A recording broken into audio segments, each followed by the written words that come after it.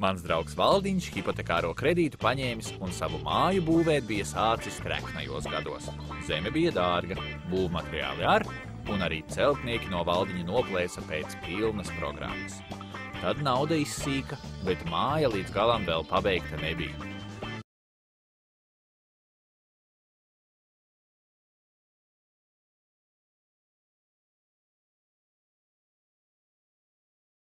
Pagājušajā mēnesī beidzot izbrīvēju laiku, lai nedaudz paceļotu pa Latviju un apskatītu, kā tad dzīvo mani senie skolas biedri.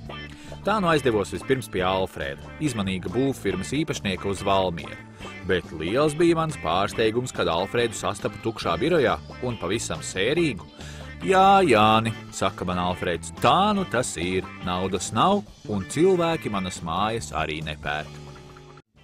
Skumīgā noskaņojumā iedzērām pa svaigai tomātu sulai un tālāk devāmies kopā pie Zigmunda, būvmateriālu tirgotāja, uz Madonu. Zigmunds arī mūs sagaidīja nemazāk norūpējies. Par ko tad tagad, lai priecājas, viņš atrūc. Nekas nenotiek, neviens neko negrib remontēt un būvēt, kā lai es naudu nopelnu. Jāklapē vien būs tā bodīti ciet. Iegājām Zigmunda pirtī visi trīs, un tad bērsas lotu aromāta iedrošināts, es šiem abiem saku. Paga, draugi, bet ja jau mūsu pašu cilvēkiem tās naudas tagad nav, kādēļ tad mums neizmantot to Eiropas naudu? Viņi taču sen mums piedāvā taisīt visādus projektus un vēl apmaksā lielu daļu izdevumu. Mūsu pašu draugs Frīdis arī nesen uztaisīja vienu projektu, un skat, Eiropa naudu iedeva, bet materiāli un darba spēks bija vietējais. Eiropai labi, vietējam darba spēkam arī. Laižam pie Frīda, viņš mūs pamācīs, kā šo šteili nodarīt.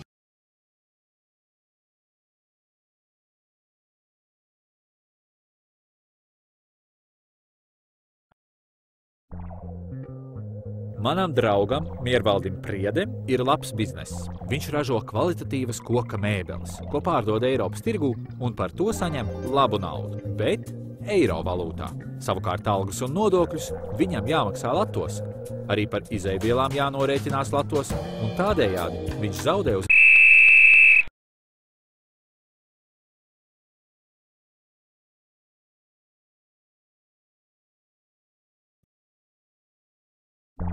krīzes laikos Andris sāka ražot un eksportēt uz Vāciju BMW spoguļus, kurus Eiropā traki zaga, ka bija jāražo ar pilnu jaudu. Lai vinnētu konkursus Vācijā un piedāvājumus pārspētu citu ārvalstu ražotāju iespēto, Andris darbiniekiem ik pa laikam apgrieza algas un nostrādināja viņus melnām mutēm no rīta līdz vakaram. Priecājieties, ka jums vēl ir darbs! Ņurdētājus apsauca šefs. Tomēr Andris saprata, ka ilgi tā bizness neies no rokas. Viņš meklēja citu risinājumu, kā celt konkurētspēju un iestājās par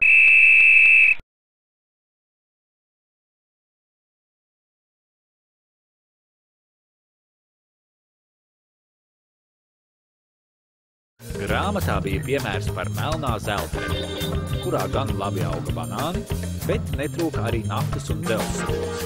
Tās valdinieks bija uzkrājis valstī brangus parādus bambukos, bet naftu citām valstīm pārdeva par dolāriem. Melnā zelta republika tērēja vairāk nekā pelnīja, un valdinieks, saprastams, ka ziepes būs, devalvēja bambukus par 100%. Naftas dolārus pārvēršot bambukos, kā uz burvju mājiena valsts kasē bija 2 tik naudas, un valdnieks varēja dzēst valsts bambukos iekrātos iekšējos parādus iedzīvotājiem un bankām ar 2 tik mazvērtīgu naudu.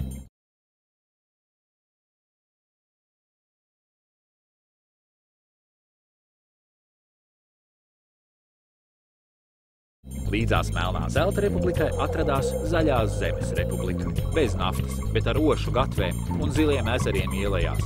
Redzot, cik labi kaimiņiem izgāja ar bambuku devalvāciju, arī viņi nolēma darīt to pašu ar saviem ozoliem.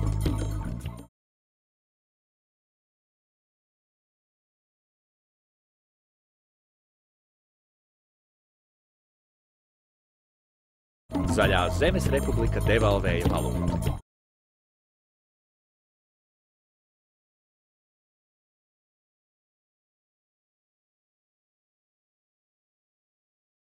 Un izrādījās, ka no melnā zelta republikas pirktajam benzīnam vajadzēja 2 reizes vairāk ozolu.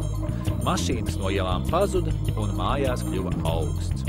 Arī oša mēbeļu ražotājiem ienākumi neauga kā cerēts, jo iekārtu pirkšanai no tehnoloģiju republikas arī vajadzēja 2 reizes vairāk ozolu. Nodokļu ienākumi saruka un valstī sākās haoss. Cilvēki, kam bija uzkrājumi vērtību zaudējušajā naudā, to steidza mainīt drošajos dolāros. Un koferiem veda prom un noguldīja uz ziemeļiem esošās vēsā miera valsts bankās. Tur bija prāts kaut ko tādu darīt.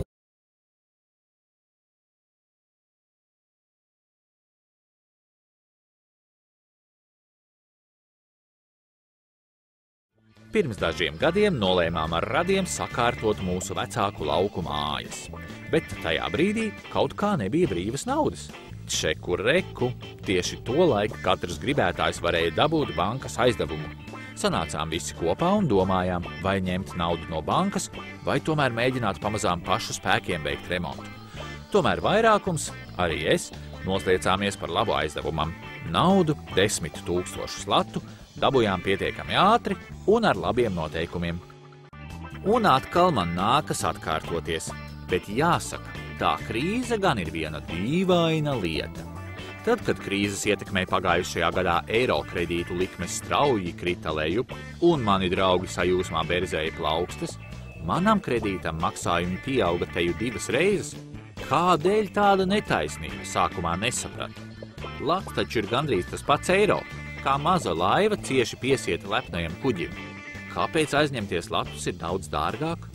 Bet izrādījās, ka ir pasaules finanšu tirgus haizivis, kas Latvijas ekonomikas notikumu un politiķu izteikumu dēļ ne tās mūsu bankās aizņēmās daudz latu un dzina uz augšu procentus. Tādēļ latu rigibori, no kā atkarīgs mans kredīts, uzskrēja debesīs.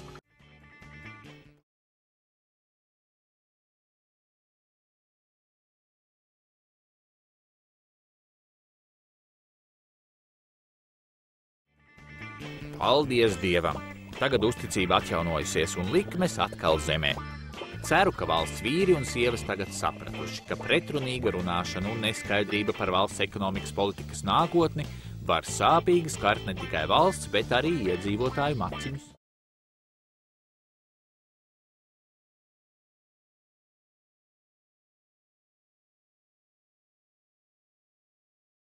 Pats arī šo to mācījies, vairs neiztērēšu visus iekrājumus izklaidēm un ceļošanai.